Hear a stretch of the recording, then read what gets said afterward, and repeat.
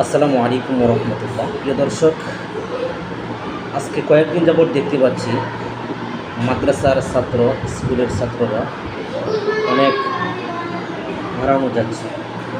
বিভিন্ন জায়গায় ফেসবুক, ইউটিউবে বিভিন্ন জায়গায় আমরা দেখতে পাচ্ছি মাদ্রাসার ছাত্র হারানো যাচ্ছে, স্কুলের ছাত্র হারানো যাচ্ছে।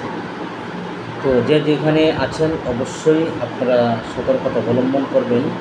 তো স্ক্রিনে যে একটি পিকচারে দেখতে পাচ্ছেন, একটি হয়তো 8-9 বছরের বয়স হবে ছেলেটা। এই ছেলেটার বাড়ি নাকি আমাদের নেত্রকোনা বাহাটা থানা। তো ওর বাপের নাম হচ্ছে ইদ্রিস, লেখা আছে স্ক্রিনের মধ্যে, লেখা আছে স্পষ্ট দেখেন।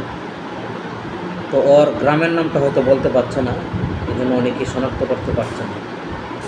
তো আশা করি আপনারা অবশ্যই ভিডিওটি শেয়ার করে দেবেন, যেন ওকে খুব সহজেই যেন পাওয়া যায়।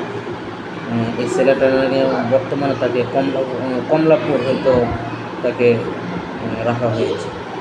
তো আপনারা যদি ভিডিওটি শেয়ার করে দেন তাহলে অবশ্যই এই ছেলেটা হয়তো তার পরিবার, তার গার্জেনের কাছে হয়তো ফিরে যেতে পারে।